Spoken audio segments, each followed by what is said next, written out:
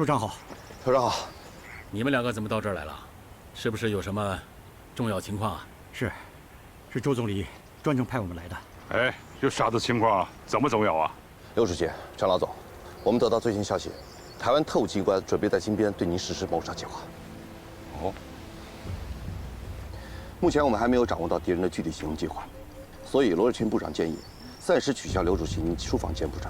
他已经向中央和毛主席做出了汇报。毛主席什么态度？毛主席非常关心你的安全，他要求我们不惜一切代价尽快地侦破敌人的计划。至于是否继续出访柬埔寨，由您来权衡，做出最后的决定。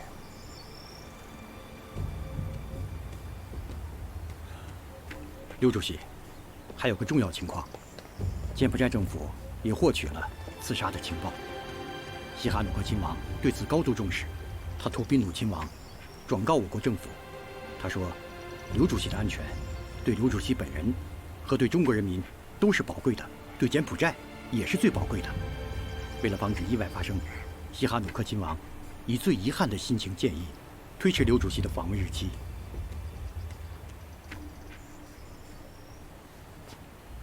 敌人不让我们去，我偏要去。刘主席，回头，哎，我完全同意刘主席的意见，绝不能让敌人的阴谋啊得逞。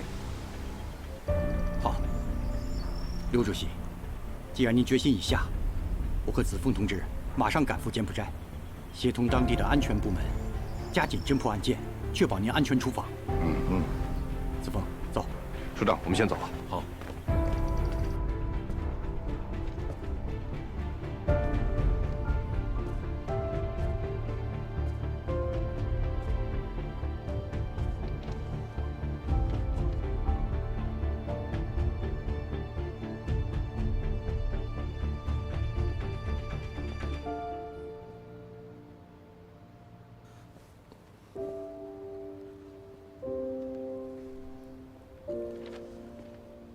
冠美，你怎么还不睡觉？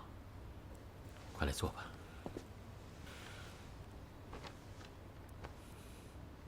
柬埔寨是不是有危险？你怎么知道？从你脸上看出来的。是啊，光美，就像你说的那样，我们下一站呢是柬埔寨。台湾特务在那里已经布置好了暗杀的计划。那我们还去吗？去，一定要去。我们共产党人呢，就得有一种明知山有虎，偏向虎山行的精神。但是有一点，我觉得对不住你啊。你第一次陪我出访呢，就遇到了危险。你别这么说。说实话，能遇上这样凶险的事情，对我来说很幸运。我知道你革命了一辈子，一定经历了很多磨难，出生入死的，但是我都没在你身边。我觉得，对我来说，这是平生最遗憾的事情了，不能像邓大姐、康大姐那样子，和自己所爱的人共同去经历革命风暴的考验。但是现在终于给了我一次小小的机会，让我们一起去经历生死的考验，去面对这样的危险。这也算是小小的弥补了一下我内心的憾事。只是有一件事情我有点放心不下。什么事啊？我是在想，万一我们两个人，我们的孩子还那么小。光美，你放心吧，没事的。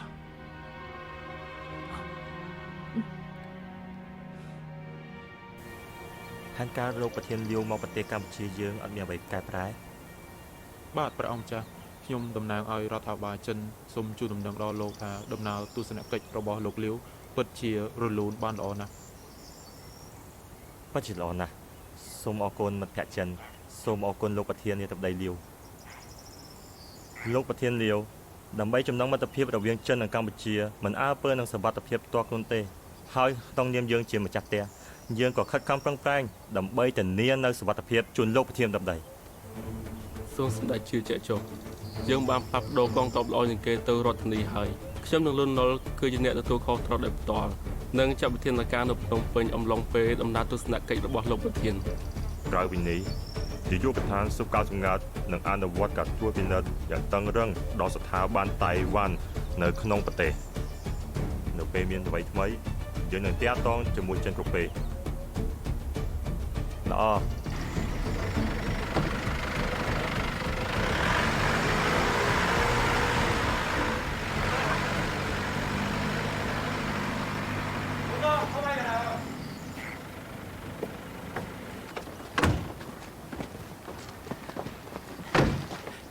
特派员，挖的怎么样？早就挖好了，这是地形图。这边，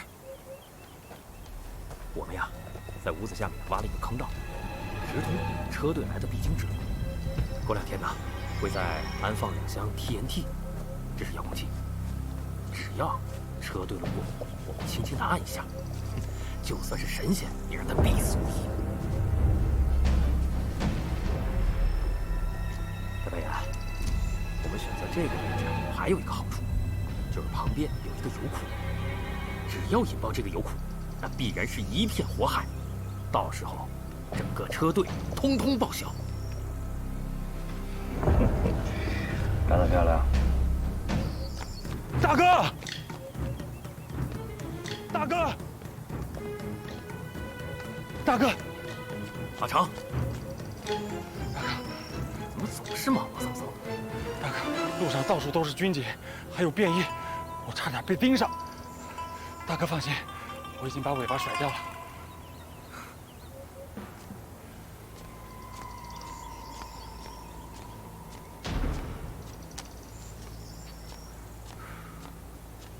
这封信送到老地方。好，记住，这封信关系重大，你要用你的性命担保，不能出任何差错。明白，大哥。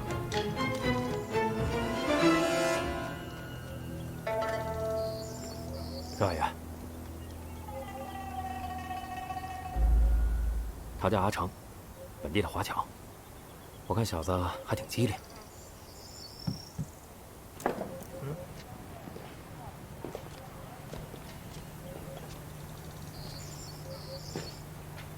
可靠吗？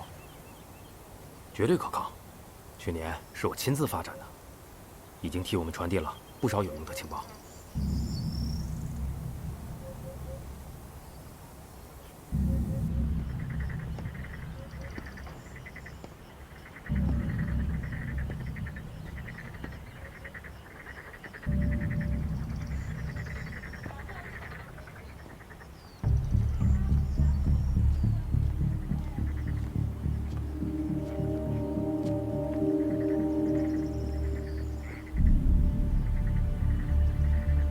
请问你是吴老板？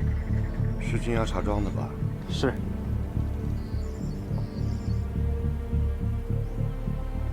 样品带过来了吗？带来了。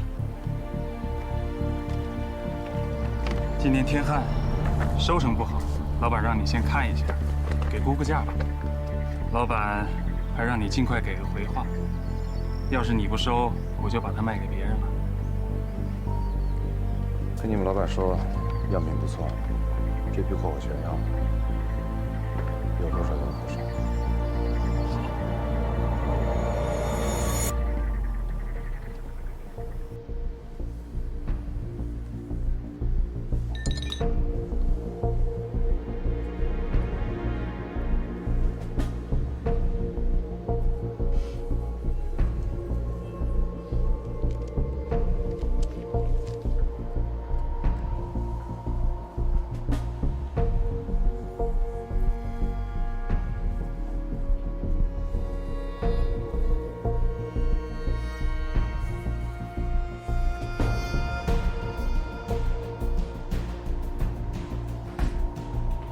峰，怎么样？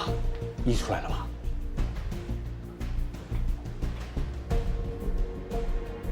哎，译出来了。这封信字大行书，文字实在不高，我到现在实在是看不明白。那怎么办？刘主席案子很快就要动身了。右平同志，我建议马上向中央求援，请国内公安部派出最优秀的情报专家来协助我们破译。好，我马上去报报。大白猿，这个报纸上面写着刘少奇和陈毅出访柬埔寨，没有写具体日期呀。是不是发掘什么破绽了？发掘出什么又怎么样？晚了。既然已经公布了出访消息，2天之内他们肯定会动身的。对呀，如果真是像你说的那样，那咱们的行动马上就可以开始了呀。我来。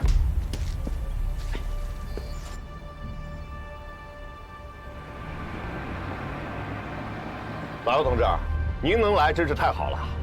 哎，你们早就认识啊？我们当然认识了。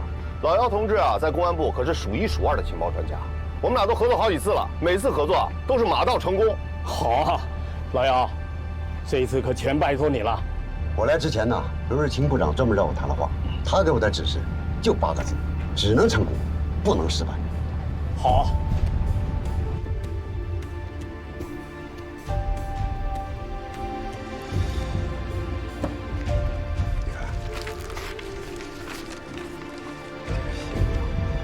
公子，这说明第一点，这有个道，有个路，还有这个上面，然后这个联系，是这个意思。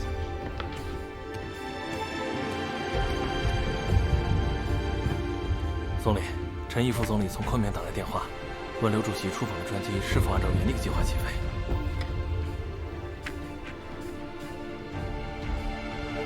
再等等金边那边的消息。好。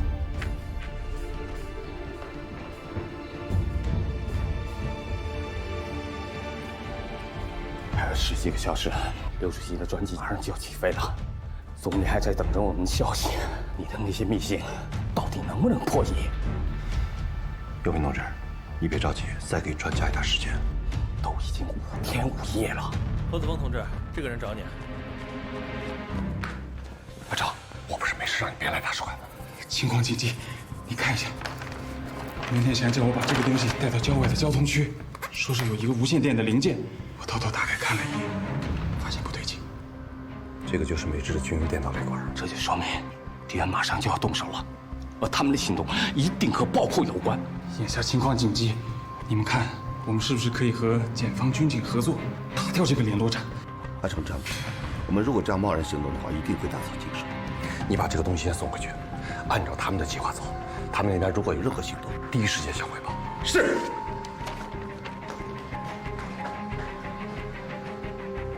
右平同志，你别着急，我再去密室看一下。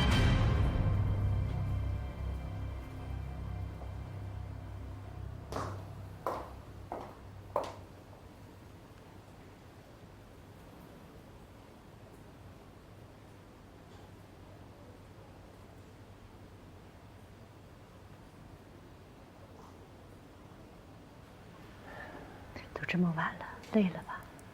早点休息吧。国美，你先去睡吧。明天到了金边以后，我有一个讲话，这稿子呢，我很快就写完了啊。去吧。哟，对不起啊，这么晚了还来打搅你们。老总啊，这么晚你怎么来了？快请坐。快坐啊，我去给你们沏点茶。哎，好。这么晚了，有什么情况啊？啊，少奇同志啊，刚刚接到王友平从金边打来的电话，他们那个地方情况很不妙啊。到目前为止，还没有破译敌人的密信，所以他们建议啊，建议什么？他们鉴于这多年来许多的政治谋杀，比方说缅甸民族运动领袖昂山，印度民族英雄甘地，西兰总理班达拉奈克，还有前不久被刺杀的。好了好了，别说了，他们无非是劝我推迟访问，或者干脆呢放弃访问。老总啊，我们那么做的话，会让我们的朋友失望，敌人高兴。我不会做那种亲者痛，仇者快的事情。那就是讲，明天不管发生啥的情况，都按时出发。对。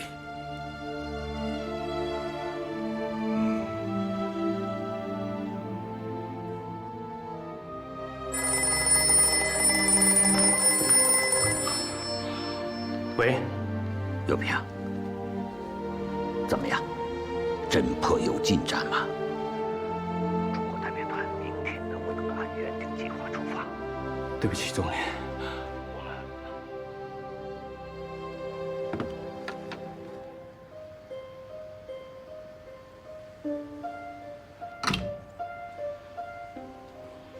刘明同志，刘明同志，破译了，破译了，破译了，破译了！是啊，破译了。老姚，谢谢你了，谢谢老姚。我马上给总理打电话，马上给总理打电话。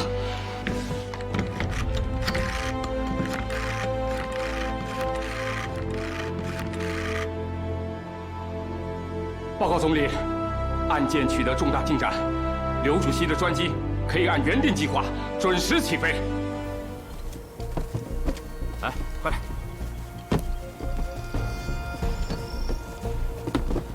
快点！来，小霞，来。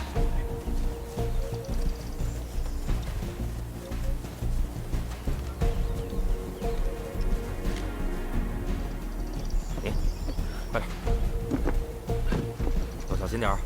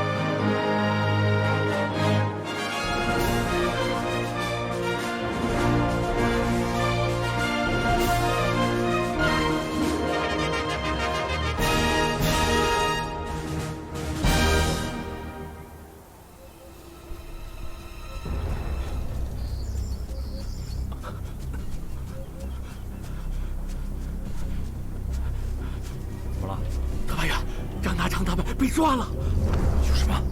其他人呢？20几个兄弟，一个没跑出来，全被警察给端了。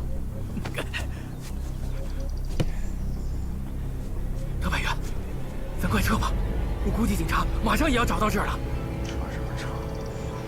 比赛刚刚开始。特派员，特派员，我明白了，你是想用美国研制的流水炸弹直接炸他刘少奇的车队。那些柬埔寨警察做梦也不会想到，咱们要给他来个回马枪。这个2次伏击是我们的惯用伎俩。真高，特派员。夏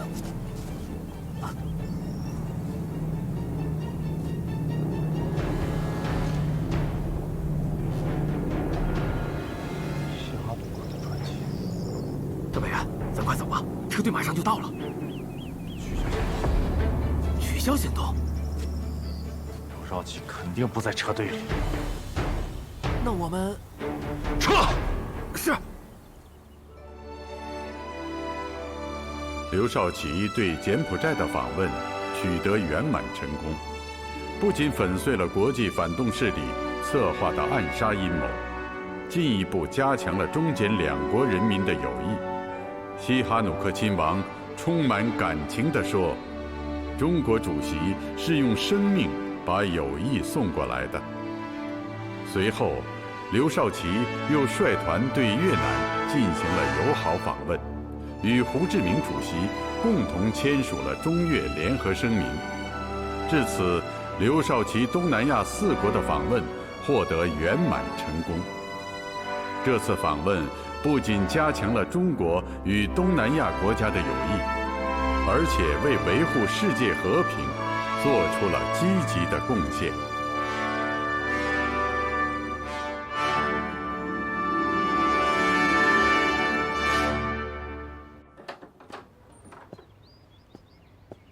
主席，您找我。亚英啊，帮我去把这些书借来。都是非洲的。是啊。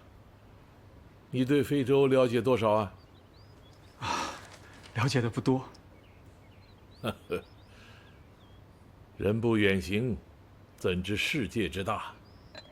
可是非洲离我们很远呐，我们也只能从别人的经验里边得到一些启示。等这些书借来之后，咱们一块儿学习，互相交流一下啊。好的，主席。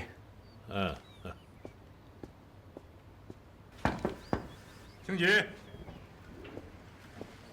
陈副总理啊，我们刚刚收到阿联总统纳赛尔发来的电报，他邀请我们中国领导人在合适的时候访问阿拉伯联合共和国。这已经是他第3次发出邀请了。还有那些非洲国家的领导人向我们发出邀请啊。目前跟中国建交的10个非洲国家，他们都发出过邀请。像阿尔及利亚、加纳还有马里，他们还发出过邀请不止1次呢。好啊，你马上把这些情况啊，搞一份报告出来，交给我啊。好。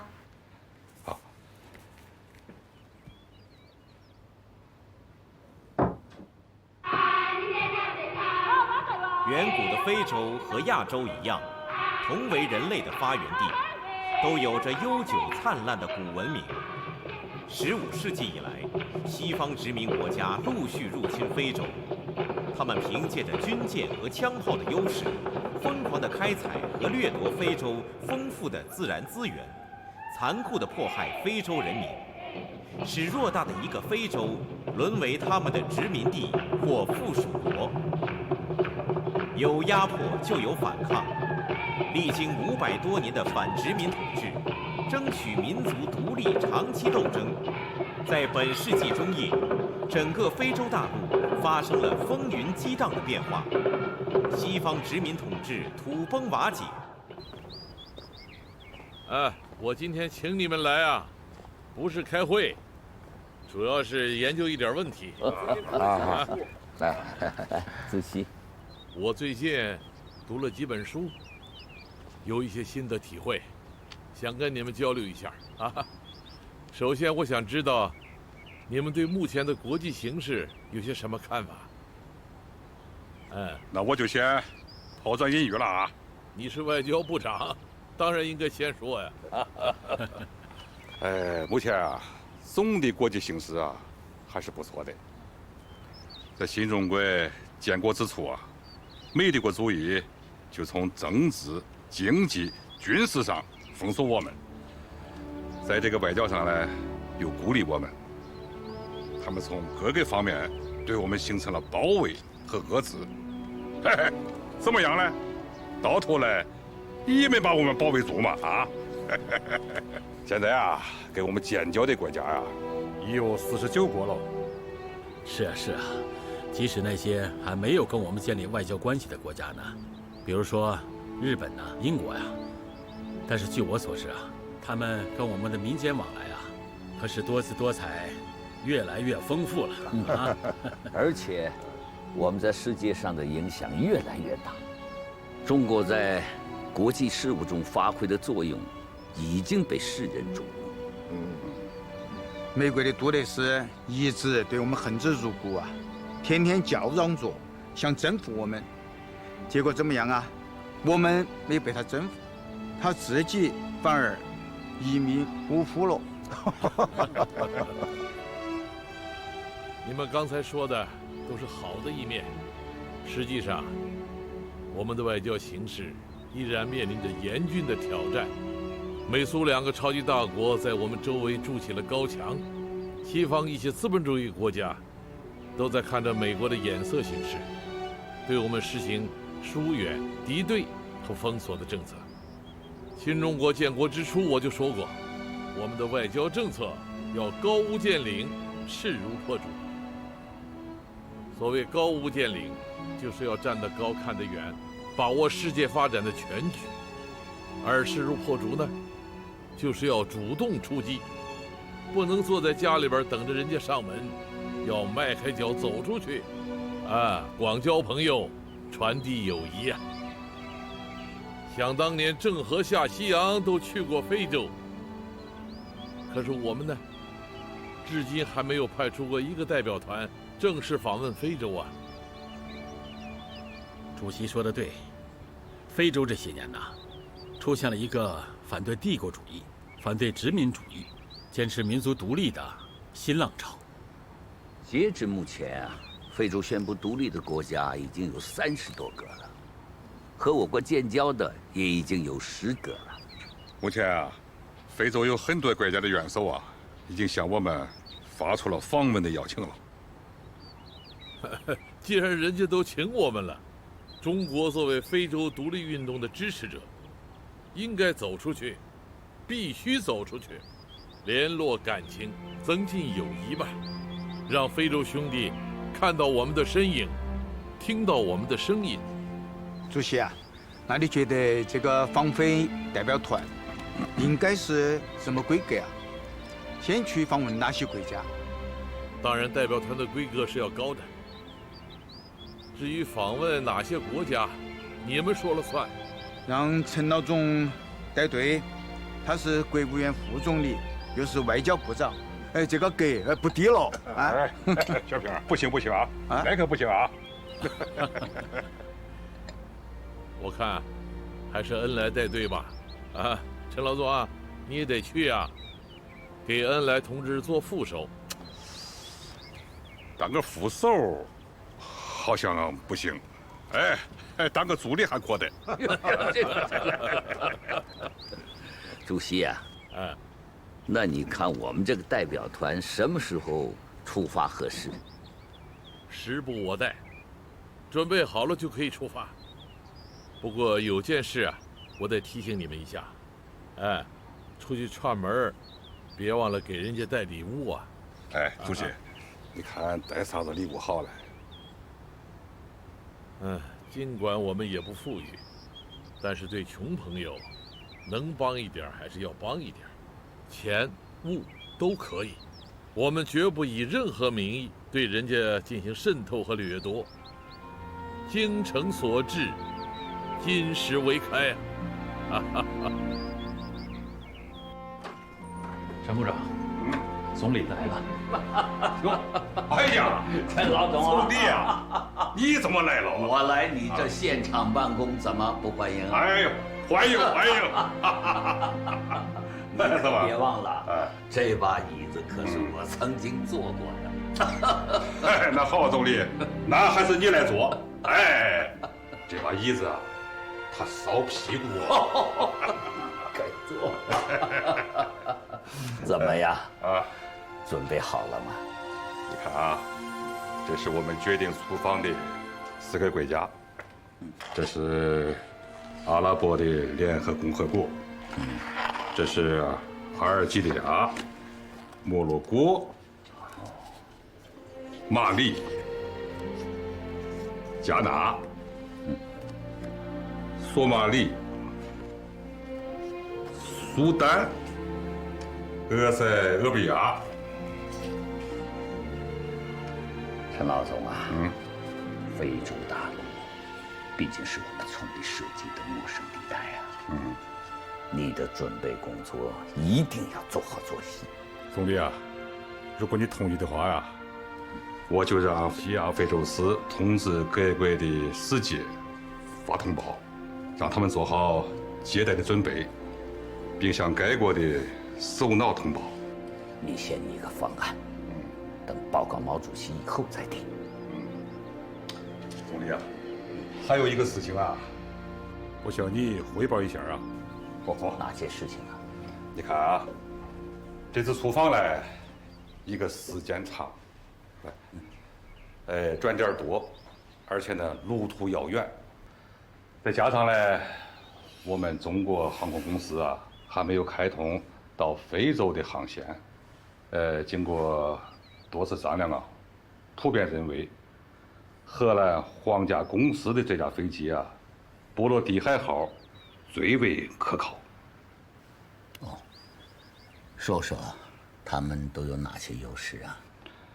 你看啊，虽然这架飞机呢是老式的螺旋桨式飞机，但是它的安全性能最好。再加上荷兰又是我们最早交往的友好国家，它的这个航空公司啊，又开通了非洲主要城市的所有航线，而且他们这个机组啊都有非常娴熟的驾驶技能。好，这件事，就按你的想法办。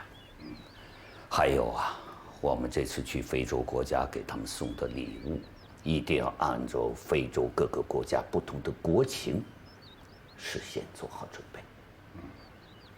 另外，我们这次去非洲可能遇到很多想象不到的困难，一定要做好预防各种突发事件的准备。好，要得。总理，张机长在等您。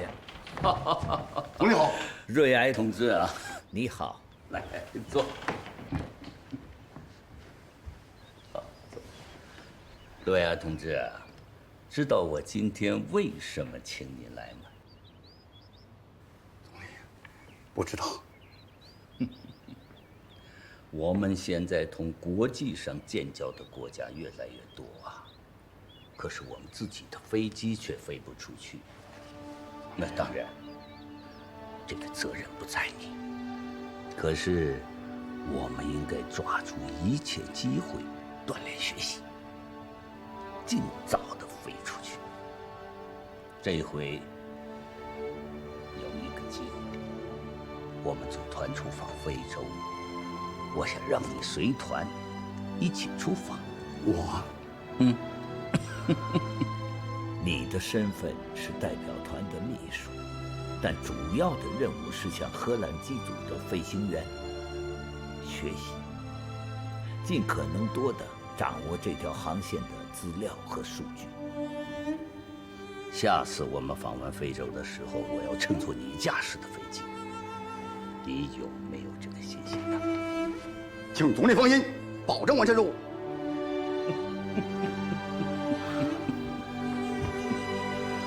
好。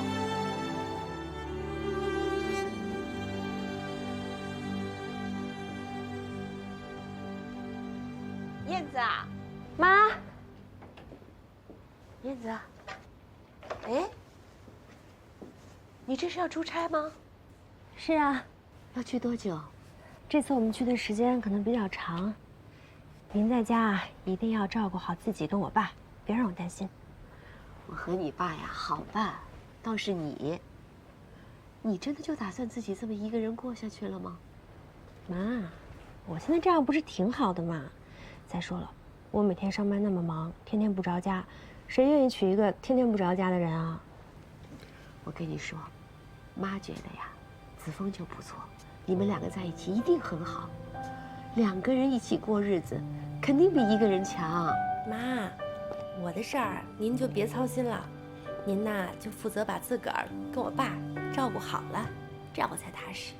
燕子呀，爸，燕子啊，听说你要随同周总理访问非洲是吗？爸，我这任务是保密的，您就别问了。哦，保密。那爸爸就不问了，省得让咱们女儿为难。哎，这个拿上。这什么呀？笔记本啊。我有好多本子了，送我这干嘛呀？不是送你的，我是让你啊，把出去所看到的风景、人物、故事，还有你的感受，都给我详详细细的记下来，回来呢念给我们听，这样不也等于是我们也随你出去了一趟吗？爸，您这任务啊可有点难，您要求太高了。即使不为我写，那也是一件值得做的事情。行，那我争取完成任务。不过回头啊，您可别说我写的不好啊。没问题啊。哎呀，他们这一代外交官呐，那真是赶上好时候了。现在祖国强大了，他们走到哪儿呢都有脸面呐。是啊，不像我们那个时候，除了给人家赔款，那就是看人家的白眼儿啊。爸，别想那些过去的事儿了，等我任务回来呀，我呢就给你们好好讲一讲我这一路的所见所闻，我保证一字一句，一个细节都不落下。那我等着。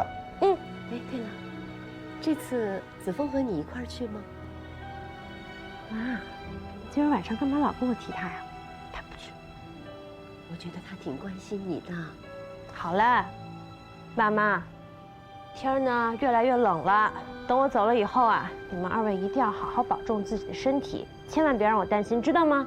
知道，放心吧。有你妈妈呢啊！妈妈最好了。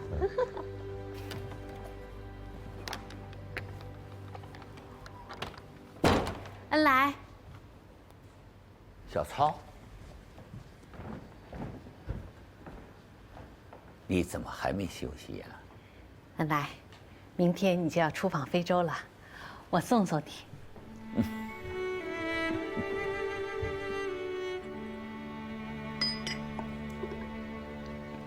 干！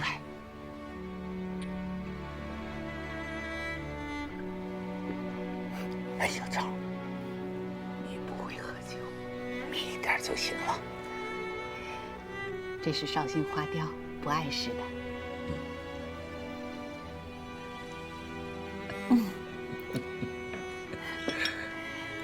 恩来，你知道吗？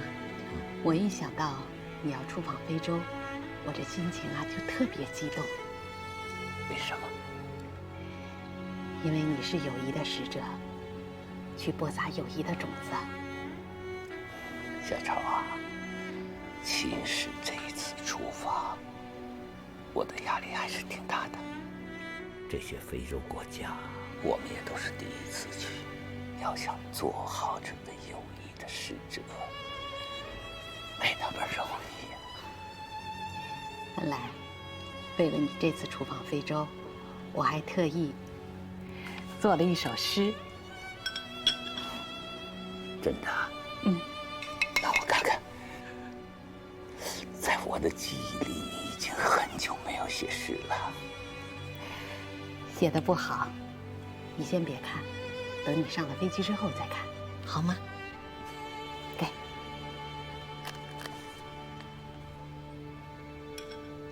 快吃菜。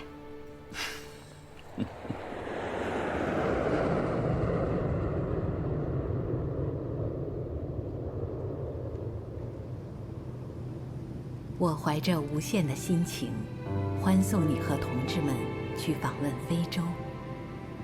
我望着机窗，我从机窗中看出你的笑容面貌。我清晰地看到你的面容红润，你的精力充沛，你的心情愉快，你的信心坚强。你将带着6亿5千万人民的情谊，飞过高山，飞过海洋，飞向那日益觉醒的非洲大陆，访问革命胜利的国家，为他们欢呼，为他们庆祝，为中国及各国的友谊发展做出新的标志。今天，由周总理率领的新中国首次访非之行终于开启了。我们乘坐的飞机是荷兰航空公司波罗的海号，这是一架2战时期制造的螺旋桨式的飞机。虽然机型有点老，但是荷兰空姐还是挺漂亮的。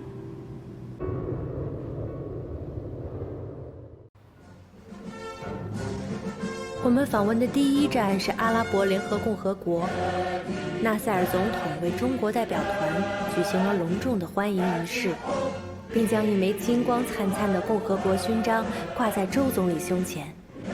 接下来的参观、访问安排的几乎密不透风。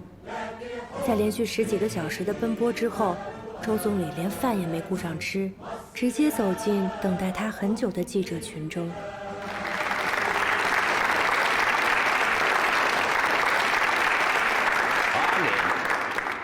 虽然是我们访问非洲的第一站，但我并不是第一次来到这里。记得1923年，我赴法国勤工俭学，从欧洲回国，途经苏伊士运河的时候，那时的埃及刚刚摆脱保护国的地位，几乎整个非洲大陆还在帝国主义的黑暗统治之下。1954年，我参加日内瓦会议途经埃及的时候，那个时候的埃及人民已经推翻了法鲁克王朝，整个非洲正处在暴风雨的前夜。今天我们以中国人民友好使者的身份来到这里的时候，我们看到的是一个觉醒的大陆，战斗的大陆，在被帝国主义称之为黑暗大陆的辽阔大地上，自由的晨曦已经升起，帝国主义的殖民体系正在不可避免地走向土崩瓦解。勇敢热情的人民在纳赛尔总统的领导下，正积极地建设自己新的国家。我看到的一切都是美好的、新鲜的、蓬勃兴旺的。Mr. Prime Minister, I am a reporter from UK's Life magazine. I want to ask as to what is the purpose of your visit to Africa?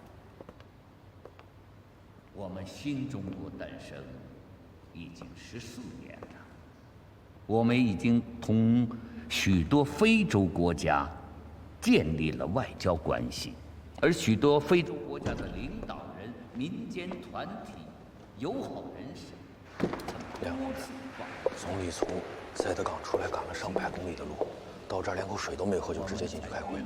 咱们能不能给他弄点吃的呀？新当总理来，我们总得吃饭呀。你让厨师做点面片汤放到保温桶里，等招待会结束之后呢，让总理抽空吃一点。他后面还有其他的安排呢。行，我去准备。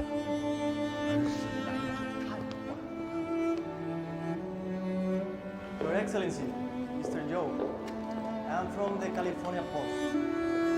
I wish to know your comments on the assassination of President Kennedy. 肯尼迪总统被害是你们国家内部的事情，但谋杀本身是卑鄙可耻的。我们共产党人坚决反对此类行为。虽然被杀的是敌视我们新中国的。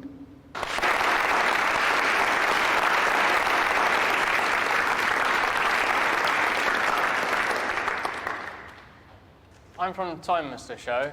My question is, why does China oppose the peaceful consultations between the West and the East? 我们中国政府什么时候说过这样的话？我不晓得，你是从哪里道听途说来的？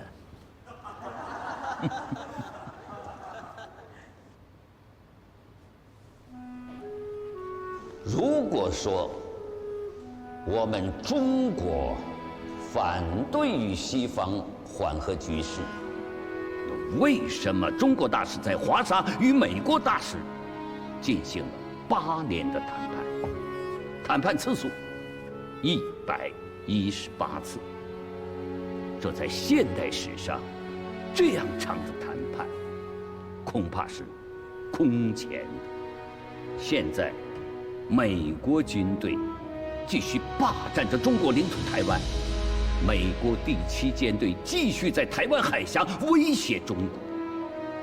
在这种情况下，中国仍继续与美国谈判，以寻求解决中美争端，而没有施诸武力。怎么能说中国不要和平协商呢？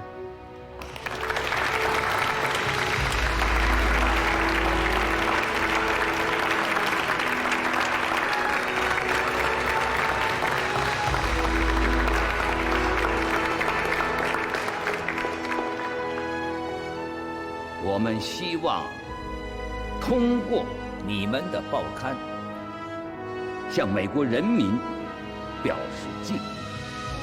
我们中国人民是愿意和美国人民友好的，而美国政府对中国的侵略政策、战争政策，我们是要反对到底的。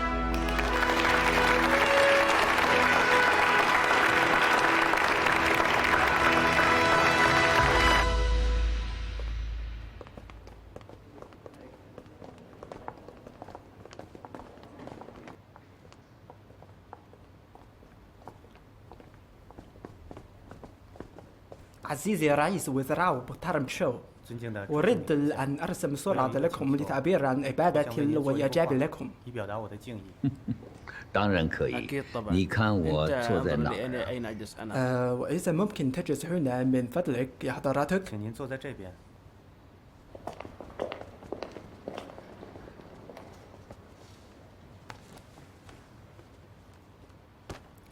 وشكرا لكم إذا كنت توافق عليه للنظر إلى وجه 感谢 الله 您看在阿拉的面上能够答应。你把阿拉都请来了，我总不能驳阿拉的面子吧？总理，您不应该接受行程以外的安排。为什么？你应该抓紧时间先吃点东西休息一下。你先等一下，不要影响画家的情绪。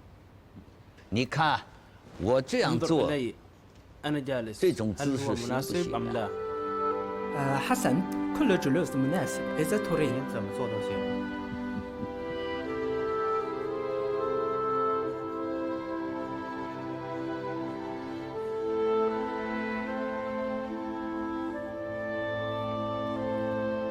عزيزي رئيس وزراء يبدو أن الله خير راض عن الصورة ممكن أرسم أخرى 我想再画一张。不行，总理，我们该休息了。你画嘛，不着急。 لا تستعجل شكرا يا حضراتك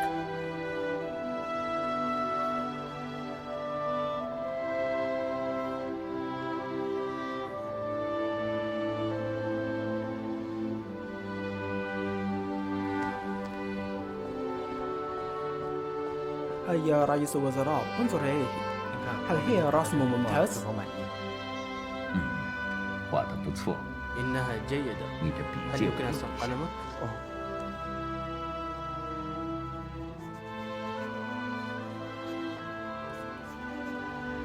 这样，这幅画 هكذا 就 تكون 完 هذه 整了。 الصورة كاملة نعم عزيزي رئيس الوزراء انتهى الله الدنيا الذي رأيته شكرا 中国政府与阿拉伯联合政府签署联合公报，公开宣布中国处理同阿拉伯国家关系的5项原则，双方全力支持亚非各国反帝反殖民主义的斗争。好啊，我们的总理旗开得胜，开门红啊！哎，给总理发电报，祝贺他成功访问，并且在非洲大陆刮起一股中国旋风。 结束了对阿联的友好访问，我们来到了阿尔及利亚首都阿尔及尔。阿尔及利亚人民以最隆重的礼节欢迎中国朋友。30万群众走上街头，载歌载舞。阿尔及利亚总统本贝拉为表示对中国人民的友谊，给周总理送了一件特殊的礼物，将以当年法国总督命名的若诺大街改名为北京大街。哎呀，我看了明天的这个日程啊，要去的地方非常多。哎，看来我们要分头行动喽。是啊，我们来一次不容易啊，要多去一些地方，多见一些群众，扩大我们中国在非洲的影响。是的。哎，好，要林涛啊，来，陈老总也在。哎，来，坐，跟你们汇报吧。来，坐。哎，你这个地头蛇是不是这几天忙的，连睡觉的时间都没得了？我们在外边人呢，天天都盼着家里来人。你们难得来一趟，我就是不睡觉啊，这心里头也高兴啊。曾涛，你刚才说要汇报，有什么新情况吗？突尼斯驻阿尔及利亚大使麦斯蒂刚刚找了我，他说他们的总统布尔基巴很关心总理在北非的访问。他问周总理有没有可能访问没有建交的国家。哦，他是希望我们去访问突尼斯。是。突尼斯和我们中国没有利害冲突啊。如果我们通过这次访问，能够和突尼斯达成建交，这也是一个意外的收获啊。我们现在就去访问突尼斯，是不是太唐突了？是啊，我们原本只是在突尼斯过境停机加油。曾涛啊，你继续和麦斯蒂接触，如果他们真的希望我们去访问的话，请布尔基巴总统正式发出一个邀请。好的，总理，陈外长，我这就去办。陈老总啊，你马上起草一份报告。另外啊，我们也要将这一情况向国内报告。好，我马上去办。突尼斯尚未与我国建交，目前接到突尼斯总统布尔基巴电报，邀请我们去访问，并商谈建交事宜。妥否，请指示。周恩来陈毅。嘉应啊，我说你写。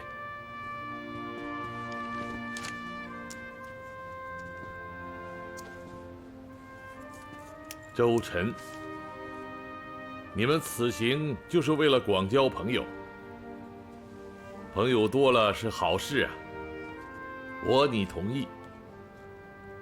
具体事宜由你们处置。毛泽东。嘉应啊，这份电文转交少奇、小平同志一阅，如果他们没有什么不同意见，就发出去。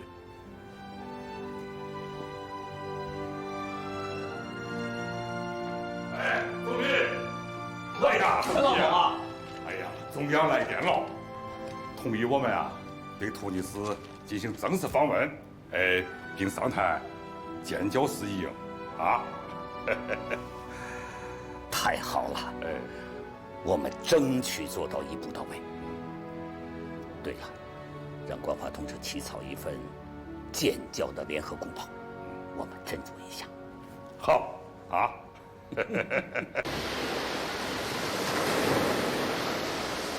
突尼斯并不是我们此次访菲的目的地国家。中国代表团进入的是一个完全陌生的国度。突尼斯的总统面对的也是完全陌生的中国政府首脑，真担心他们能谈得成吗السيد جاو المحترم، تونس لا تتمتع بحرية دعوتك في جدول الزيارة المقررة. هل أنت مفاجئ جدا؟ 您会不会感到十分唐突？正好相反，我们一直把突尼斯作为我们的朋友。此次能有机会对这个美丽的国家进行友好访问，是我的荣幸。في الواقع لقد أريت عن مكانك منذ اليوم الأول لزيارة تركيا. أعرف أن الصين تدعم بقوة المعاهدات الإمبريالية والاستعمار. لدي رغبة في إقامة علاقات دبلوماسية مع الصين، لكن لدي رأي مختلف حول كيفية التعامل مع بعض الأشياء في العالم. 请总统阁下讲出来。 على سبيل المثال، لماذا يكون هناك نزاع مسالح معي ويتعين عليه التعامل مع الهند؟ وأنت تدعم بشدة تيتو وخروشوف وتريد منا أن نكون أبناء من آخر. فلا يقول للآخرين هذه الكلمات، ولكنني أريد أن أقول أنه لا يوجد أحد في إفريقيا يستمع إليك. 谢谢总统阁下能这样直言不讳地说出自己的心里话。你上面说的这些问题，我可以给你一一的解释。因为各个国家都有自己不同的情况，各个国的领导人根据国内具体实践和人民的要求，确定自己的方法。不同的方法可以互相尊重，也可以互相影响。所以，加强我们彼此间的接触非常重要。 أنا أقتل لك لوزنك، وأنت لست عاذبا بانتقادي لك كزعيم لبلد كبير. 有话直说，毫无保留，那才是真正的朋友。过去我们中土两国之间因为缺少交流，很可能在很多问题上存在着分歧。但只要我们摆脱殖民主义强加给我们的落后状态， 实现经济上的发展，促进友谊的目标是共同的，我们就可以求同存异，寻找我们的共同点。阁下意下如何？ أقدر ذلك بوجه نظر الدوية المشترك مع الاكتفاء بالخلافات. هدفنا المشترك هو معارضة الإمبريالية والاستعمار. تونس بحاجة إلى صداقة كبيرة، يجب أن نقيم علاقات دبلوماسية. 谢谢，谢谢总统阁下对我们中国的理解和信任。我也希望在任何时候都能够听到总统的不同凡响和发自肺腑的心里话，尤其是批评的声音。 إذن يمكننا توقيع اتفاقية العلاقات الدبلوماسية؟ 当然。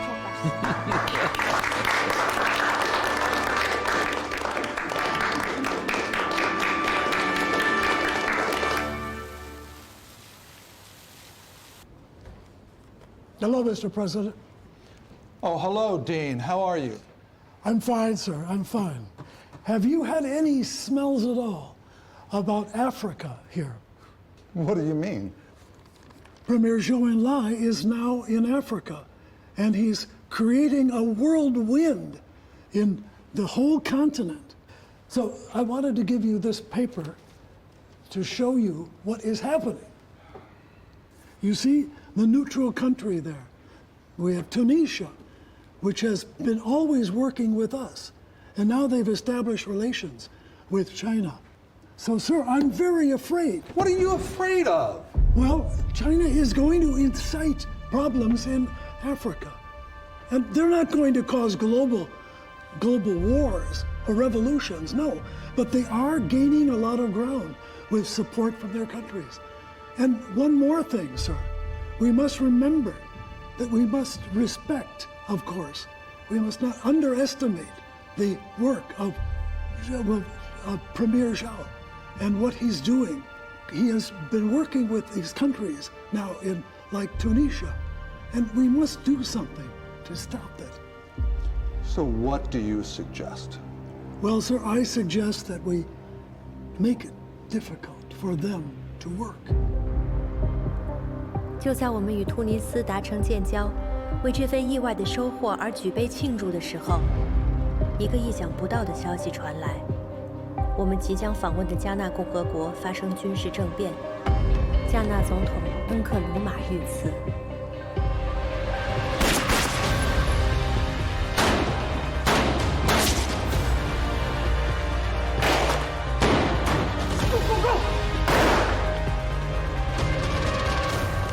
情发生的非常突然，大致的情况就是这样。查清凶手的身份了吗？凶手是被美国中情局收买的，一名在总统府执勤的警察，在他的家里搜出了大量的美钞。哎，现在加拿大形势稳定了没有？凶手虽然自杀未遂，但是引起了很大的风波。请坐。事情发生后，当即派军队把在总统府执勤的警察集中看管起来。这一举动差点造成了军队和警察双方的冲突。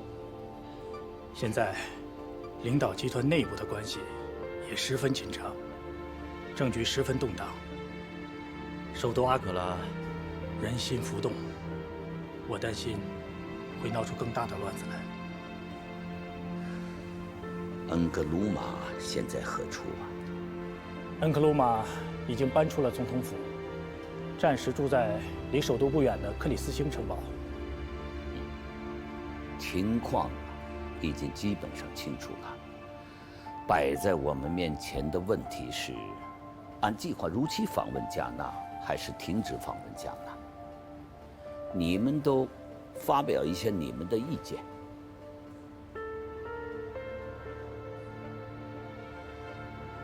总理，我认为，鉴于加纳目前的情况，您应该推迟访问，等加纳的情况稳定之后，您再出访不迟。现在世界上自杀事件频繁，为了保障总理的安全，我们还是不要涉足这种飓风漩涡为好。恩克鲁玛个人的意见呢？事发的第2天，我就见到了恩克鲁玛。我觉得他的心情比较矛盾，他希望您能按计划如期访加，但鉴于他目前的状况，他又不便和您在公开场合露面，他怕因此怠慢了您。他有一个请求，就是希望毛主席能给他发来一封慰问电。哦，他让毛主席给他发一个慰问电，我没听错吧？恩克鲁玛上次访问中国，毛主席接见了他。啊，他个人对毛主席有一种特殊的崇拜。他说，如果毛主席能对他这次脱险发一封慰问电的话，那不仅对加纳，而且对整个非洲都会产生非常重大的影响。我的意见是，如期访问加纳。总理，我会参考。中办主任杨尚昆发来的急电。杨主任这个电报里说了啥子哦？加纳的情况，国内已经知道了。中央让我们慎重从事。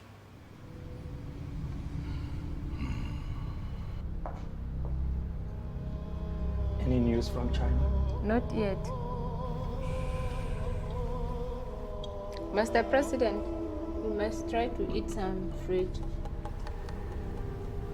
Indian Prime Minister has cancelled his visit to Ghana when he knows someone tried to assassinate me. For the Chinese, we've been waiting for years. Hope bad luck will not cross our path this time.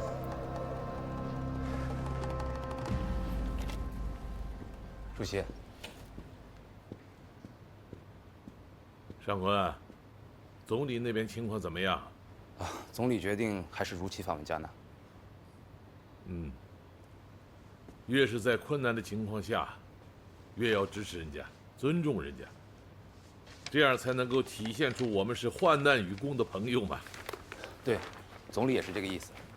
他说我们的一举一动啊，世界上很多人都在观察。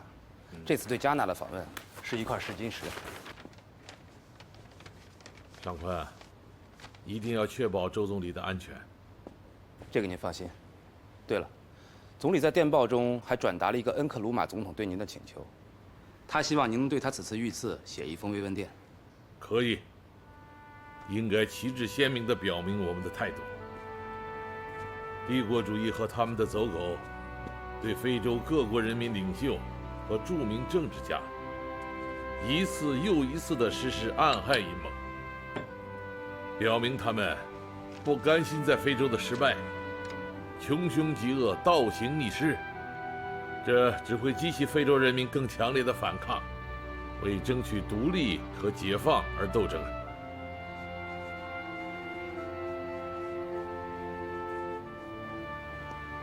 Mr. President, Ambassador Kwan has arrived. Good afternoon, Mr. President. Welcome, welcome. You must have brought me good news. Yes, Premier Zhou has decided to lead Chinese delegations to Ghana as scheduled. This is a great news.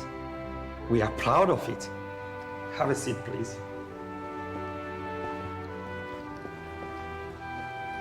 I'm listening. In order to receive your secretary, Premier Zhou has also asked me to give you some suggestions for this visit. I'm listening. In order to ensure your safety, Premier Zhou suggests we cast arrest conventional political practices. You need not welcome or see him off at the airport. Any activity that require your participation should be held in the castle you reside in now. No meeting and banquet should be held outside castle. Really? Yes. It's so rare in the history of political that the premier tried to visit Ghana. We are proud of it. Welcome.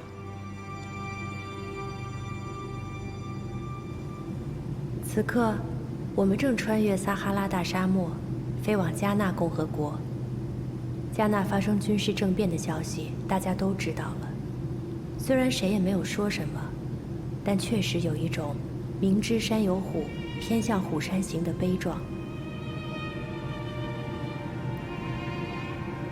不知道为什么，我突然想起了姐姐。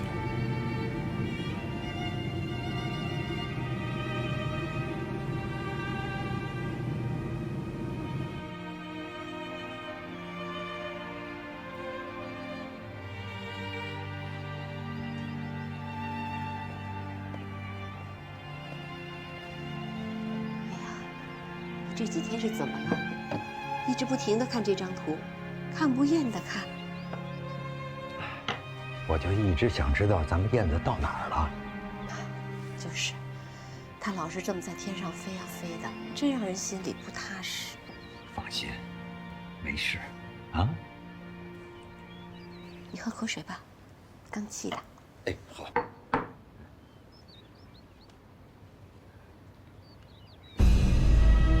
呀，怎么了？怎么了？快坐下。我心口疼。那我们赶快去医院，啊，或者回屋先躺一会儿。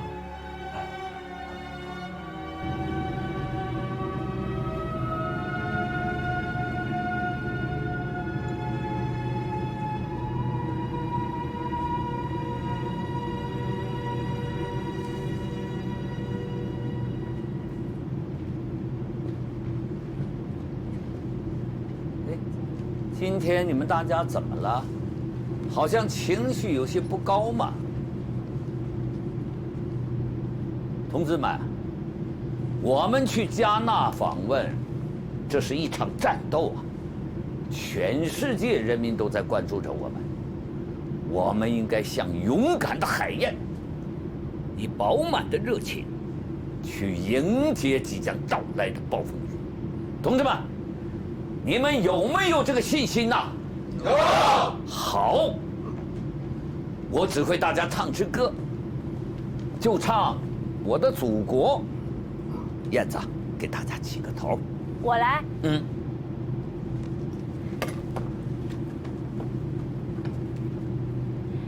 一条大河，预备，唱。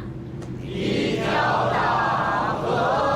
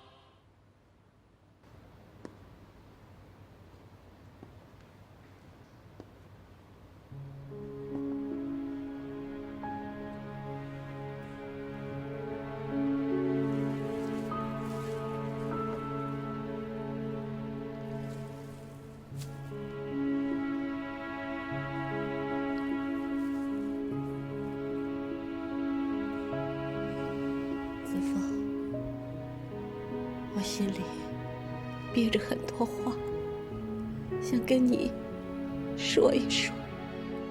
你说。我总觉得你伯父这次住院凶多吉少。伯母，您别瞎担心，医生不是说伯父马上就会转危为安的。转危为安是暂时的，心肌梗塞这个病我知道，人一旦得上以后，就等于在身上绑上了一颗不定时的炸弹，不知道什么时候就会爆炸。我真是怕。伯母，你是想让燕子回来对吗？也不知道燕子现在走到哪儿了，也不知道她是不是能够提前回来。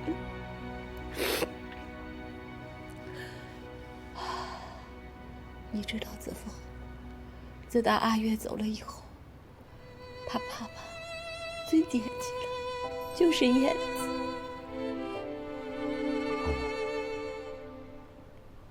要不然我去跟领导说一说，看看燕子能不能提前回来。那就太谢谢你了。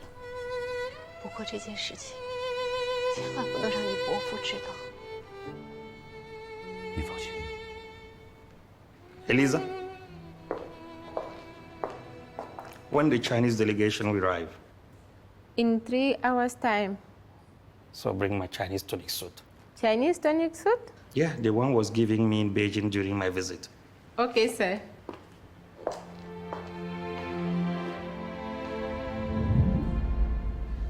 Look my clothes. How do you find it? 您觉着我穿上这身衣服怎么样？总统先生穿上这件衣服很精神啊。You look great in the suit. 这套服装啊，是我们请洪都服装店的老师傅连夜赶制的。I like it very much. I will use it when I go back to my country. But I have a request. 我有一个请求。什么请求啊 What is it? Can you sign it for me? 总统先生想请您在这套中山装上签上名字。啊哈，签名签在衣服上，这还真是个新鲜事。It's interesting to sign clothes.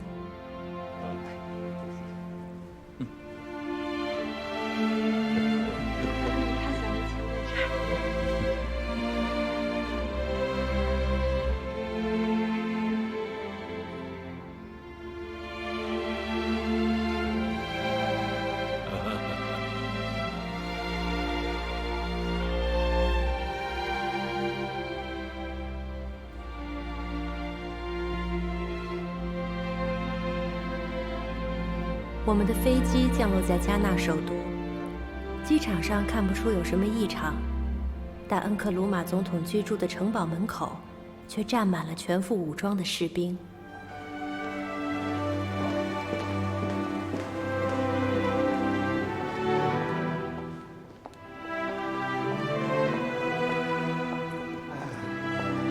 Welcome, welcome, welcome. 伤势还好吧？ Oh yeah, I'm okay now. I'm getting better. 你现在越来越好了。这是我们外交部长陈毅元帅。 Great to see you. 你好啊，总统阁下。Thank you. 总统阁下，首先对您的遇刺表示关心。毛泽东主席给您亲自发来了慰问信。Chairman Mao sent a message in this regard. Let me see. 事实已经证明，而且还将继续证明，帝国主义和反动派的疯狂挣扎，只会使各国人民更加提高警惕，为维护民族独立和争取自己国家的繁荣和进步而奋斗。中国人民将永远支持加纳人民和非洲人民的正义斗争。祝加纳共和国在阁下的领导下，在各方面都取得新的成就。Come in. Be sure to be broadcast this on radio station. Make sure all Ghanaians know that Mao Zedong has sent me a telegram. Yes, sir. Have you heard about Zhou Enlai's trip to Ghana? Yes, I know that he dared risk visiting that small, crisis-ridden country. We can't. Well, Zhou Enlai visited, after he visited there, he dropped a nuclear bomb. Nuclear bomb? What I mean is that he's thinking and using the concepts of his basic 8 principles and following the Chinese economy. Chinese helping the foreigners in the world, right? So this was a book that I read. It's wonderful, very, very important, but it also has its lethality. You think so? I do. China is not a rich country, but they can tighten their belts and they can help other countries through time. So I reckon that in a very short time, you're going to get a majority of countries are going to eventually go over to the Chinese ideas. And then we're in big trouble, I think. Even if that happens, so what? Poverty, ignorance, backwardness will continue to be a synonym for Africa.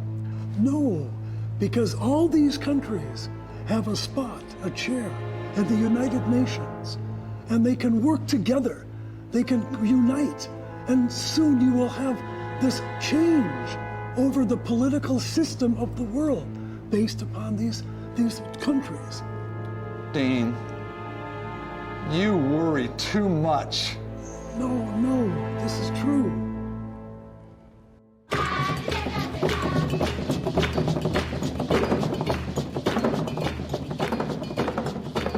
告别了加纳，我们在周总理的率领下，马不停蹄地访问了摩洛哥、苏丹、埃塞俄比亚、几内亚和马里。在马里发生的一件小事，让我深深地感受到了周总理的人格和温度。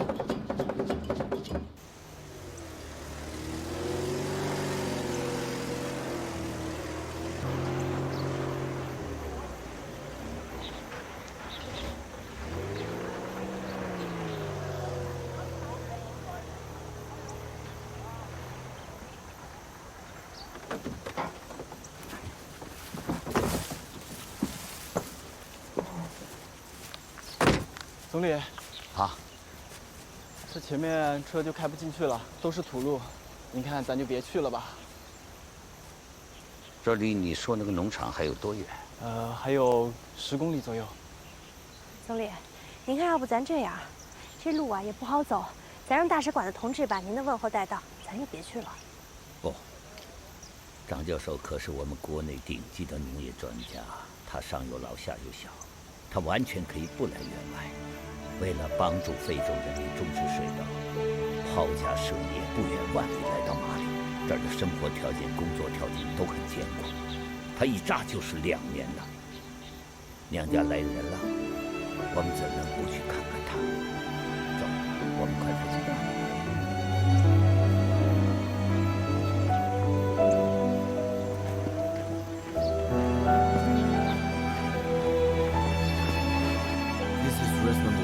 Which can be harvested 3 times a year. We will round this column. And this is was over 3. Tasty, real good, very delicious. Here, round this one. 快点，加紧脚步。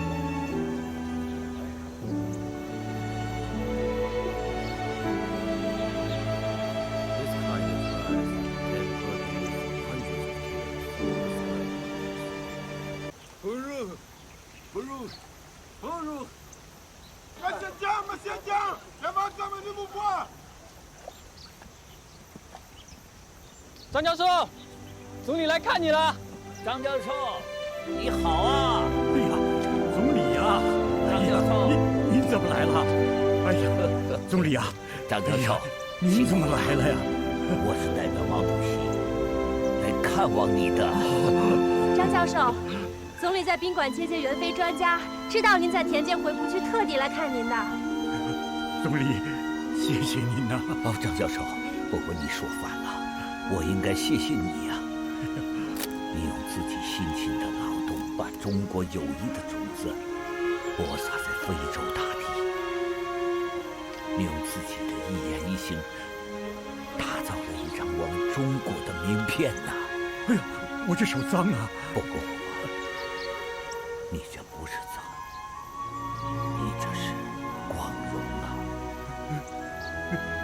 谢谢你，张教授，家里来人了，你要高兴啊！高兴！事后我才知道，中国是最早给那些独立的非洲国家派遣医疗队、农业专家和技术工程师的国家。几年来，先后派遣了几万人。他们用智慧打造出一座座工厂，用汗水让荒芜的土地变成良田。中国人民对非洲的援助是完全无私的、高尚的。正像毛主席说过的，是穷人帮穷人。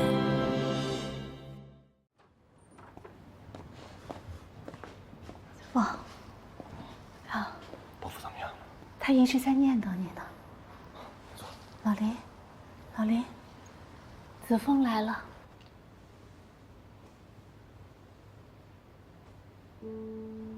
伯父，你好点吗？又活过来了，子枫啊，我有好多话都憋在心里，可不知道该怎么和你说呀。这么多年来，你一直在照顾着我们家，我和你伯母都看在眼里，记在心里。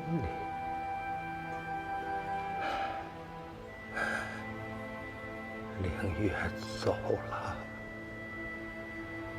我们知道你难过呀，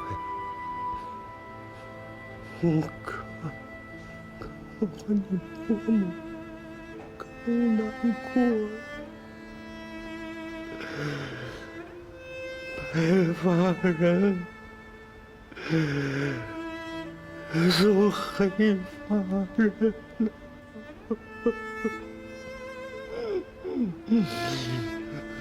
伯父，您别说了。这人呐，不能只生活在痛苦里，咱们还得向前看。我和你伯母都老了，行将就木了，我们两个最放心不下的就是燕子。子枫，你能答应我吗？不论发生什么事情，你都要照顾好我们的燕子。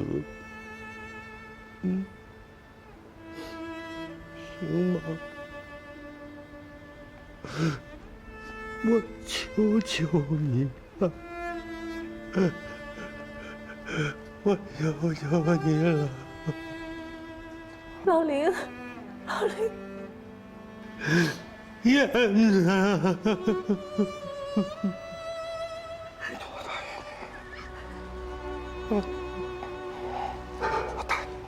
你答应我了，答应我了，答应了呢。燕子，他答应了，他答应了，答应了。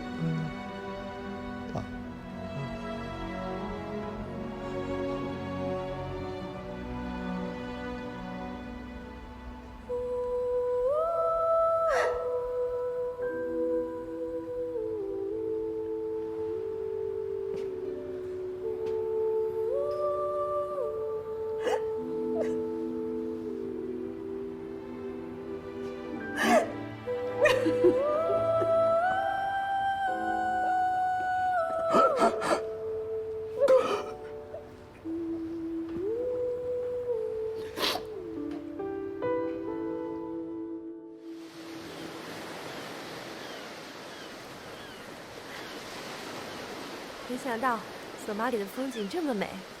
是啊。索马里是我们访问非洲的最后一站，难得有半天的自由活动时间。我突然想到，应该给爸爸买件礼物。你喜欢大海吗？喜欢。你呢？我特别喜欢。哎，咱们上那边看看。好啊。Hello. Hi. Hi. How are you? I'm okay. You can look around. How much is this? That's 50 cents. 50 cents. Yes. You like elephants? Mm-hmm. Okay. I will take this one. Okay. Here's $1. Thank you.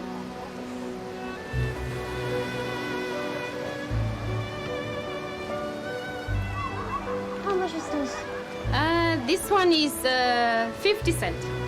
And then it has a meaning like you have more blessings, more love, more harmony in your life if you buy this. I will take this too. Okay. Here you go. Thank you. Welcome. 好看吗？好看是好看，就是感觉太贵了，不值得。你不懂，有些东西的价值啊，是没办法用金钱来衡量的。你要送给谁啊？别管。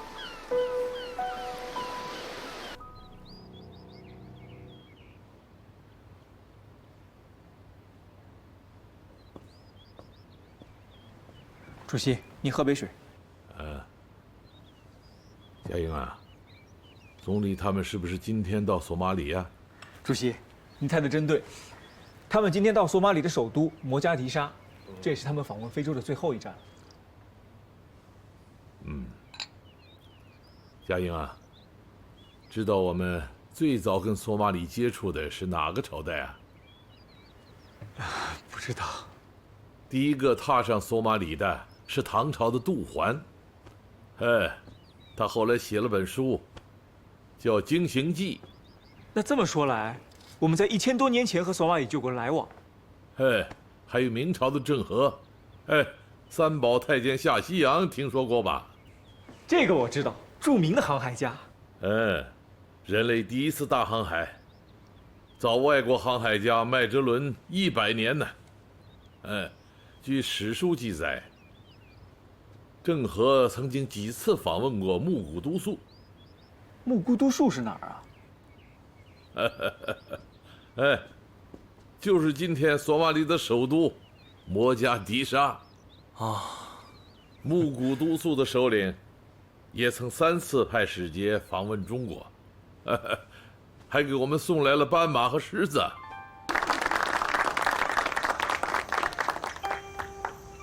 朋友们，亲爱的朋友们，在我们即将告别这片美丽的非洲大陆的时候，我们请大家来这里举行一个特别的招待会，请大家品尝中国菜，畅饮中国酒。谢谢你们在接待中国代表团时付出的辛勤的劳动。信奉伊斯兰教的朋友们，你们可以以茶代酒，尽情的品尝中国上好的名茶。我首先要敬的是荷兰籍主的朋友们，你们辛苦了。本来这杯酒我要早些时候敬的，为什么拖到今天呢？因为我知道你们有纪律，不能酒驾。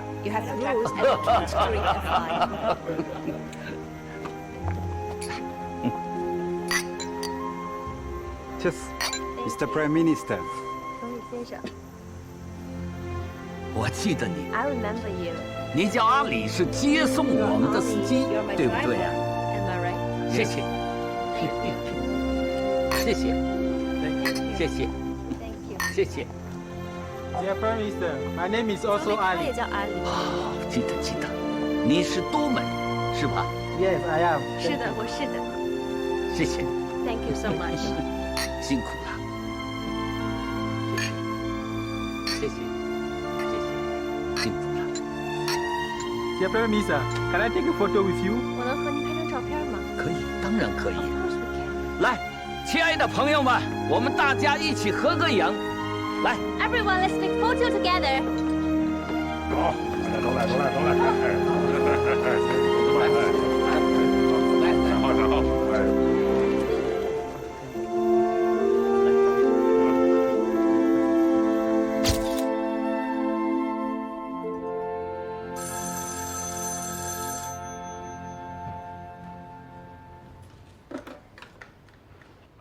小超啊，主席，恩来他们几点钟到北京啊？大概是下午3点钟。我要去机场接他。主席，机场你就不用亲自去了，我让恩来回来去看您。你是不是觉得我很少去机场接人呢？今天我是要破个例，亲自去机场接恩来。哎，咱们机场见。啊，对了，你要打扮得漂亮点啊。谢谢主席，我知道了。我回来了，妈，爸。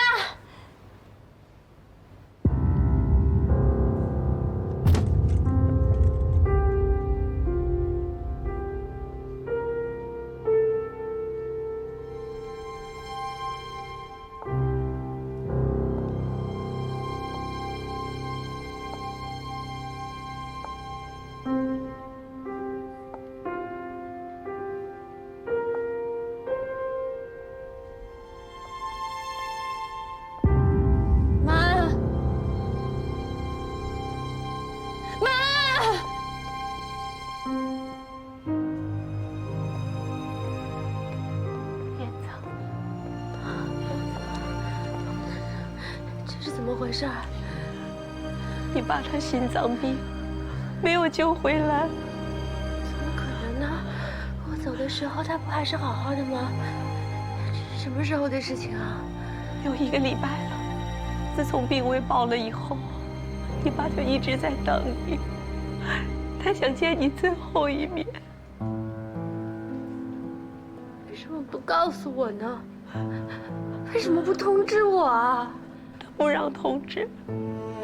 你爸说，你是国家的人，要以国事为重。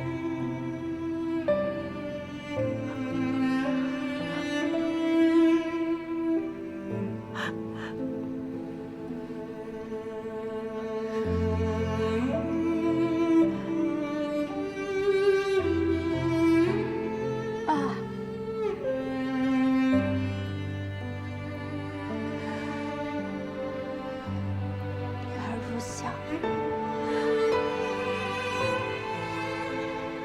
女儿不孝，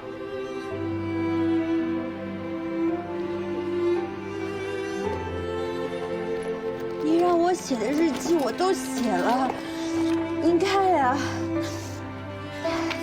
我们访问的第1站是阿拉伯联合共和国，纳赛尔总统为中国代表团举行了隆重的欢迎仪式，并将一枚金光灿灿的共和国勋章。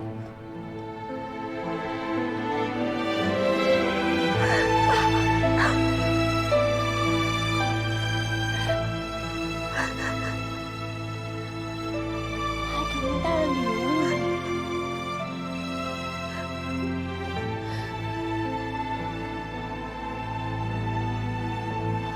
你看。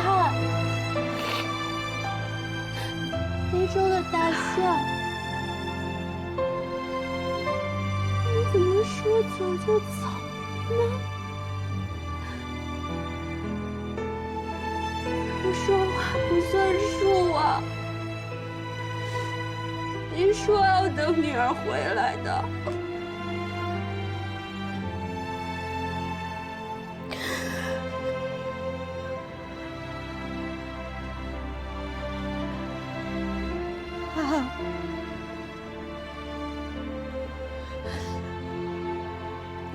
我怕临走前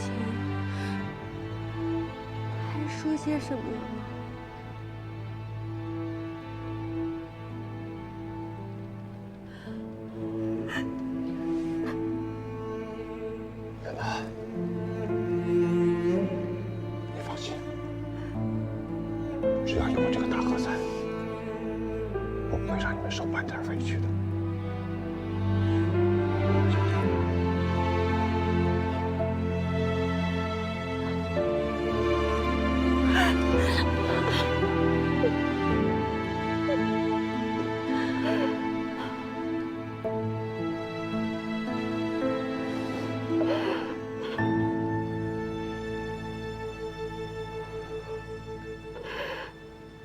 西啊，你怎么还亲自到机场来接我？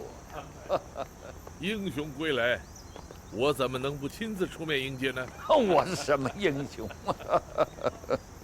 这趟非洲之行啊，走了10多个国家，行程10万多公里，一路播撒友谊的种子，在全世界都产生了巨大的影响，可以说是在外交上打了一个大胜仗啊！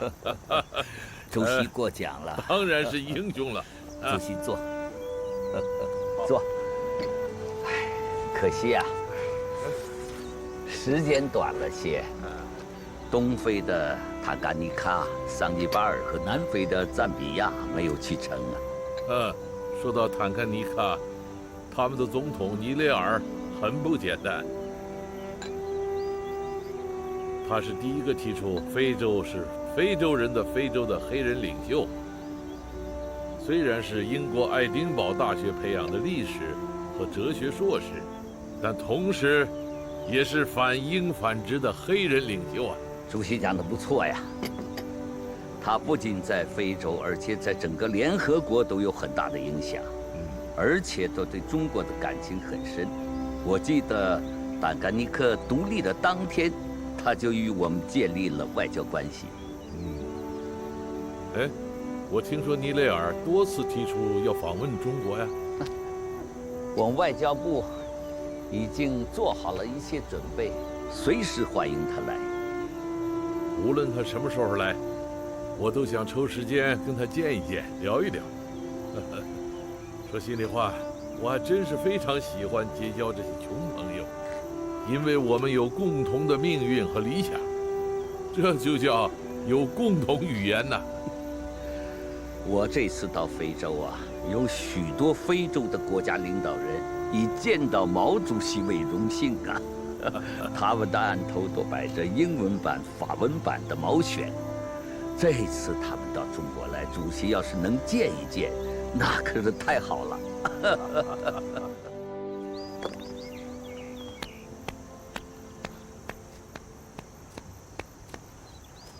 Je vous ai donné rendez-vous ici. Ça doit être un peu surprenant pour vous. 您会不会感到很意外？正相反， Au contraire. 我的第6感官告诉我，一件重要的事情在等待我。Votre intuition est très juste. Sur ordre secret, Général de Gaulle, je viens vous parler de l'établissement de relations diplomatiques entre la Chine et la France. 你们有什么想法？ Selon le général de Gaulle, il faudrait publier au plus vite un communiqué sur l'établissement de relations diplomatiques déclarant l'agrément par nos deux gouvernements à l'unanimité sous une forme la plus simple possible. 有文本吗？便我向国内汇报。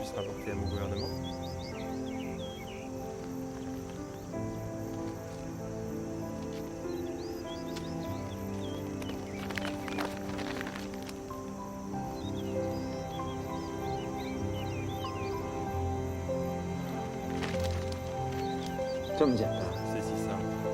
Parfois, un gramme d'or vaut plus qu'un tas de bois pourri.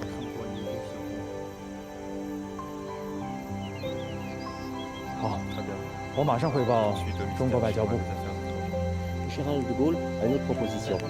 Il souhaiterait que le communiqué soit publié en suivant l'heure GMT. 一个很智慧的建议。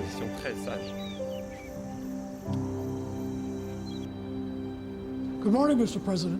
Good morning, Dean. We have just received this note. They want to establish diplomatic relations with Beijing? This is ridiculous. Well, the problem is we have no opinion on this. This is just a note, you know? Dean, this is an extremely dangerous move by de Gaulle. Yes, yes. Once this comes out, our leadership in the West will be destroyed. And our political strategy will be demolished. This is going to cause us severe political problems. I want you to do this. Send a diplomatic note to President de Gaulle. Ask him to take back this stupid decision. Okay. And Dean, talk to our friends in the media. ask them to denounce this renegade behavior by France. Yes, sir.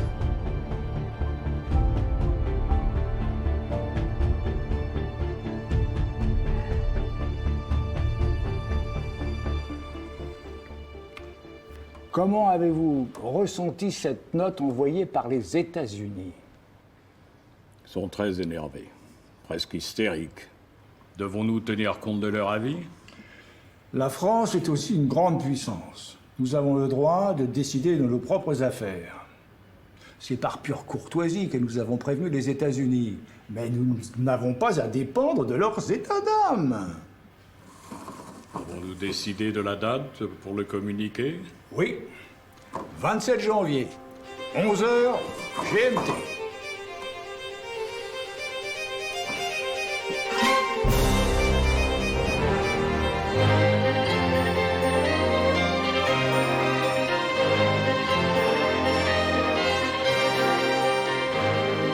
Mesdames, Messieurs les journalistes, bonsoir. Ravi de vous avoir ici à l'Élysée. Si vous avez quelques questions à poser, je serai ravi de pouvoir y répondre. Monsieur le Président, s'il vous plaît. Monsieur le Président, s'il vous plaît. Mademoiselle? Monsieur le Président, je suis journaliste au Monde. Pourquoi la France déclare-t-elle soudainement vouloir établir des relations diplomatiques avec Pékin? Ce n'est pas une décision soudaine. Elle a été préparée depuis longtemps déjà. La Chine est un grand pays avec une population qui est la plus importante au monde.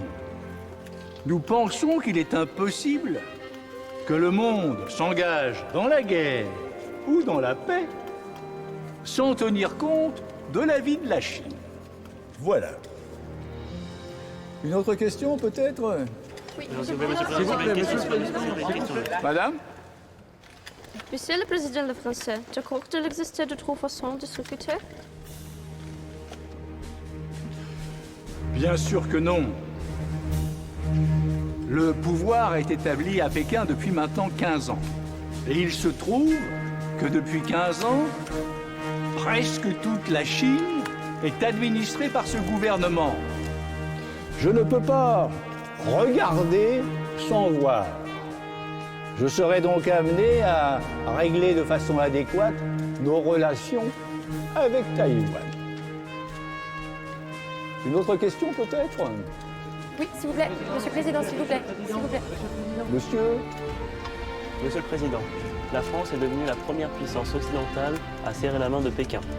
Quel est votre sentiment en ce moment précis? Vu la taille de la Chine, vu sa valeur et les larges perspectives qu'elle offre, la Chine focalise de plus en plus l'intérêt et l'attention du monde entier. C'est pourquoi nous avons décidé que la France devait pouvoir entendre la voix de la Chine directement et, en retour, lui faire entendre la voix de la France. Je continue de penser que certains gouvernements qui hésitent et attendent pour prendre une décision prendront conscience tôt ou tard qu'ils devront suivre l'exemple de la France.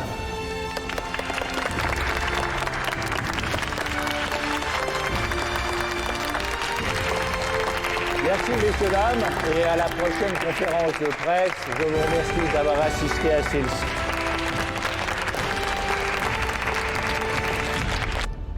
Mr. President. Hello, Dean. You know, I didn't expect de Gaulle to go his own way. Well, ever since he has been in office, de Gaulle has been very difficult to work with, as you know. He is so stubborn and so arrogant. Well, let bygones be bygones. But once he establishes diplomatic relations with Beijing, I think there's going to be a crack in the Western alliance.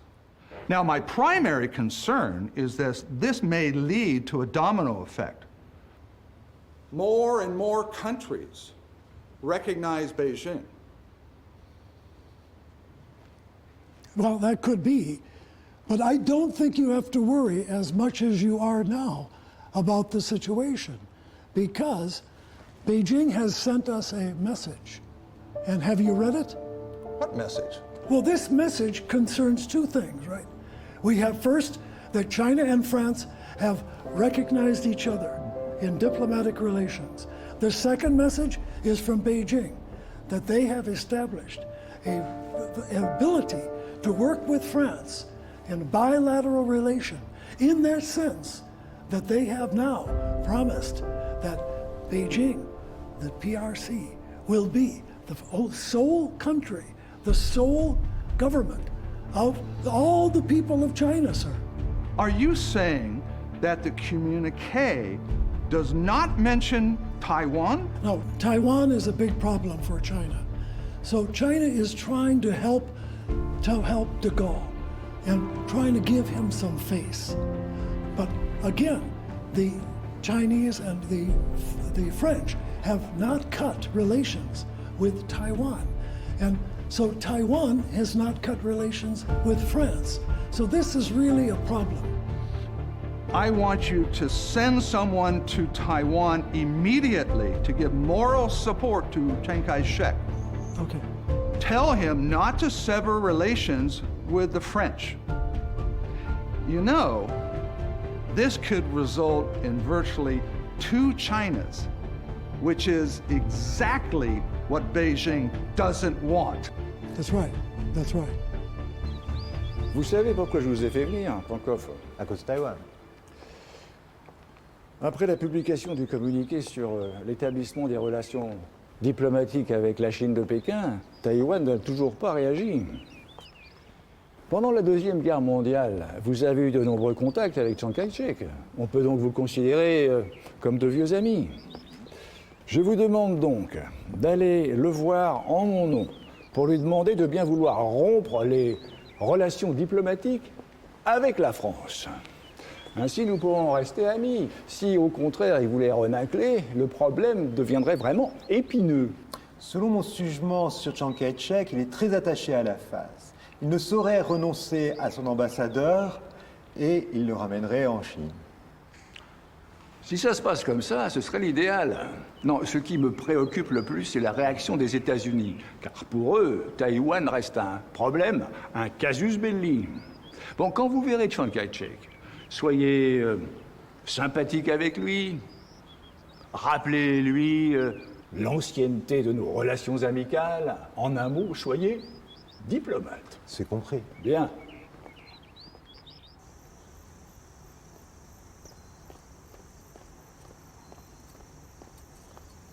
父亲，美国总统派的特使，还有法国总统戴高乐派的潘考夫将军，已经分别到达了台北。你的意见，这两拨人同时来找我，他们会谈一些什么呢？啊，我想，肯定还是为了中共与法国发表的建交公报而来吧。 这我都猜到了，而且我敢肯定，他们两人的意见一定是相左的。我和潘考夫将军，过去我和他是有多年的交情。戴高乐现在派他过来，打的就是温情牌。希望我台湾能主动提出和法国断交。 这样，他在美国人面前就不会这么为难。可是现在，美国人的想法却恰恰相反。对，他们一定是让我不要断交。哼，只有这样，在巴黎。 造成有2个中国大使馆，那么就是事实上的2个中国呀。那么，我和戴高乐的矛盾越升级，他看戏的心情就越高。这真是鹬蚌相争，渔翁得利呀。哼！可这下，我是断亦难，不断亦难呀。父亲。 这个事情，金国也前前后后仔细地想了想。依我拙见，两害相权取其轻。你的意思是这样？您看，整个事情发展的过程，大陆中共那边是步步紧逼，最后结果是这样的。这个戴高乐，所以我觉得，父亲，我们这个时候还是应该站在美国一边，让大陆与法国的建交公报，即使不变成废纸，也要给他们找点麻烦。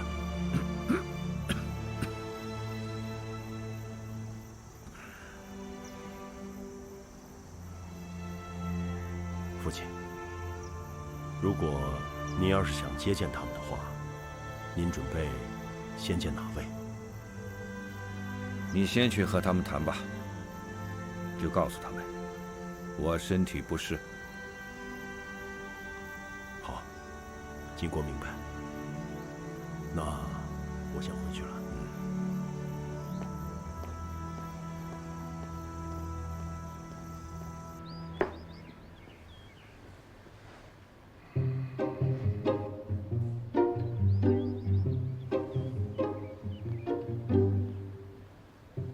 别磨蹭，下呀！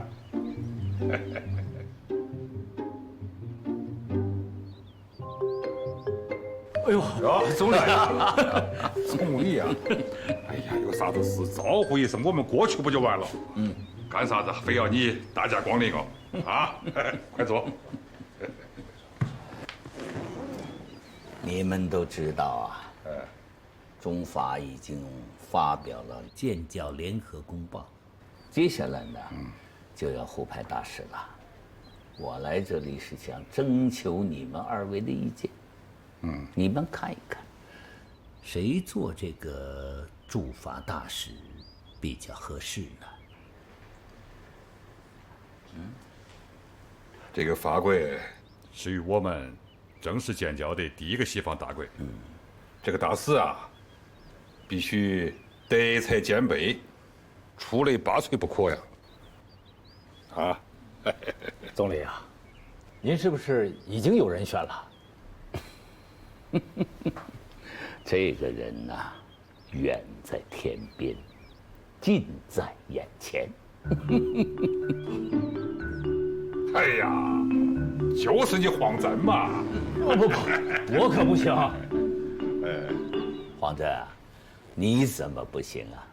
建国后，你就做匈牙利大使，后来又做印尼大使，做的都很出色嘛。现在又是外交部的副部长，我看你做这个驻法大使绰绰有余啊。不过，就怕你们的陈外长舍不得你。总理啊，黄振可是我的左膀右臂嘞。哎呀，你这突然把他调工作，我还真是有点舍不得啊。总理，这件事儿，组织上是不是已经决定了？还没有。我今天来呀，就是给你们透个口风。在这方面，你要做好思想准备。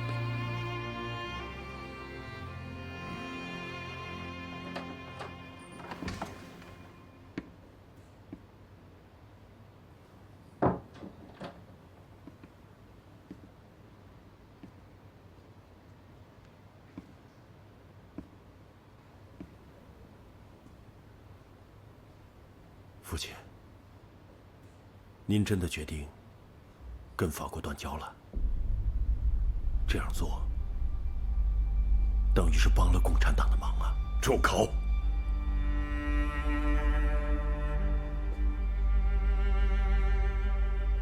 我们虽然和共产党斗了几十年，但无论胜败，那都是自家的事。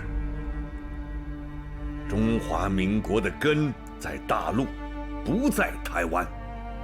说1000道10000，台湾绝不能成为另一个岛国，否则我们就对不起开疆拓土的列祖列宗。是，父亲。那咱们驻巴黎的大使馆也撤回来。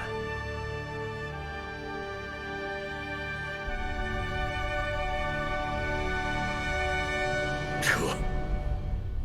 主席，台湾已经正式宣布和法国断绝了外交关系。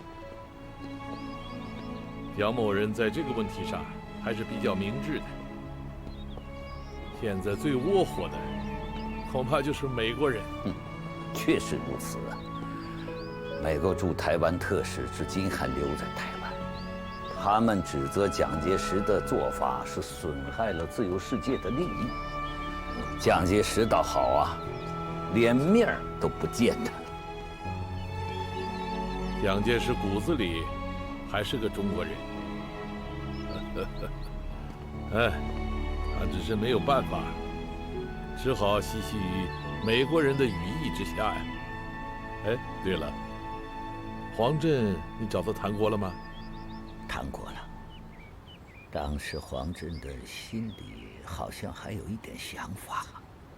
哎，人之常情啊，可以理解。他从一建国就做驻外大使，在外面待了10几年，家里面几个孩子跟父母的感情都很生疏了。这才回来不久又得出去，有些想法是很自然的。他的夫人朱琳同志也来找过我。要说起来啊，无论是大使、参赞、武官，还是下面的工作人员，一出去就是几年，远离亲人，抛家舍业的。可是我们要走向世界，就必须要派出有力的使者，大家小家难以两全呐。黄镇是参加过25000里长征的老红军呢。国家利益为重的道理，我想他是会想通的。